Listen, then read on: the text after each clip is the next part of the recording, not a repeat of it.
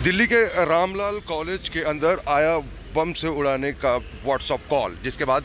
College प्रशासन ने तुरंत सतर्कता दिखाते हुए यहाँ पर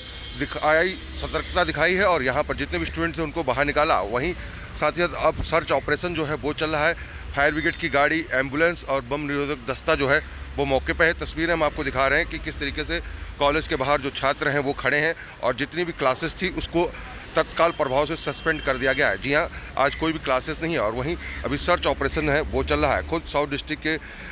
वेस्ट डिस्ट्रिक्ट के डीसीपी रोहित मीना ने पूरे मामले की पुष्टि दी कि 9:30 बजे 9:34 पर रामलाल कॉलेज के अंदर एक व्हाट्सएप कॉल आई और बम रखने की बात कही गई, जिसको लेकर अब सर्च ऑपरेशन जो है वो कॉलेज के अंदर चल रहा है। मेरा नाम है मनस्वी बांगड़, मैं रामलाल आनंद छात्र संघ का अध्यक्ष हूँ और जैसा कि आप स्थिति देख ही पा रहे हैं कि कॉलेज में बॉम्ब थ्रेट मिला है। लगभग 9 बजे के आसपास कॉल आया है जब हमारी क्लासेस शुरू हुई हैं और वहाँ पे एक दीपक सर हैं एडमिन ब्लॉक में, उनके पास कॉल आया है कि हम पाकिस्तान से बात कर रहे हैं, किसी संगठन का नाम नहीं बताया गया है और वहाँ पर ऐसा दर्शाया गया है कि आपके कॉलेज में बॉम्ब हमने इम्प्लांट किया है। इस बात की कोई पुष्टि हुई नहीं थी, लेकिन कॉलेज ने, प्रशासन ने स्फूर्ति दिखाते हुए, अलर्टनेस दिखाते हुए सबसे पहले दिल्ली पुलिस को कॉन्टैक्ट किया, बॉम्ब स्क्वाड को कॉन्टैक्ट किया, फायर स्टेशन हमारा भी अंदर गया है। तो बच्चों की सुरक्षा और किस प्रकार से कैंपस को सेफ बनाया जा सके इस चीज़ के ऊपर पूर्ण रूप से ध्यान है। लेकिन ऐसी जो समस्याएं हैं कि बॉम्ब इम्प्लांट कर दिया गया है, धमकियां हैं, वो कहीं ना कहीं प्रश्न चिन्ह उठाती हैं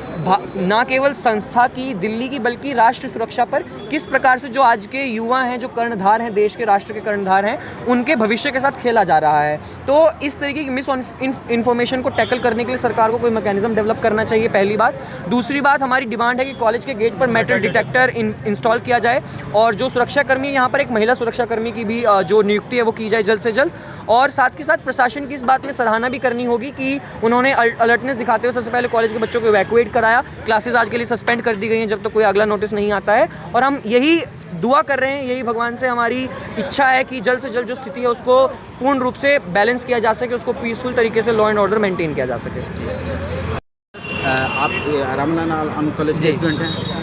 जब ये कॉल मिली उस समय आप लोग कहाँ थे और क्या कर रहे थे और फिर क्या माहौल रहा? सर, जो डेली की तरह थी वो क्लासेस चल रही थी, लेकिन जैसे ये खबर आई तो मतलब पूरे स्टाफ ने जो है, वो कॉलेज का स्टाफ हो, उसने कोऑपरेट किया चीज़ों को और बच्चों तक ये खबर पहुंचाई गई कि वो जल्द से जल्द कॉलेज को जो है, मतलब कॉलेज को इवैक्यूएट कर दे, बाहर निकल जाएँ कॉलेज से। उसमें जो है दिल्ली पुलिस की जो प्रशासन ने भी मतलब जो है साथ दिखाया पूरा और लगभग जो है 8 से 10 पुलिसकर्मी जो थे वो आ गए थे अंदर और उन्होंने मतलब जो है अच्छे तरीके से सारे बच्चों को बाहर निकाला, क्योंकि जो मेन प्राथमिकता थी वो बच्चों की सुरक्षा ही थी। बच्चों में भी डर का जो माहौल था, वो जैसे ही मतलब अचानक से एक खबर सुनी कि मतलब बॉम्ब वाली, तो बच्चे भी मतलब घबरा गए थे। तो इसी घबराहट को देखते हुए मतलब जो है बच्चों को भी समझाया गया चीज़ों को। बहुत से बच्चों का कंसर्न ये था कि मतलब क्लासेस वगैरह का, तो क्लासेस भी जो है मतलब जैसा कि भैया ने बताया कि क्लासेस सस्पेंड कर दी गई थी, तो बच्चों को यही बताया गया है कि अभी भी क्लासेस सस्पेंड हैं, तो मेन बच्चों की सुरक्षा है, तो उसको ध्यान में रखते हुए जो भी प्रशासन ने कदम लिया है उसको हमें मतलब सबको सहयोग करना चाहिए। और इसीलिए ये क्या आप मानते हैं कि ये शरारती तत्वों का काम है?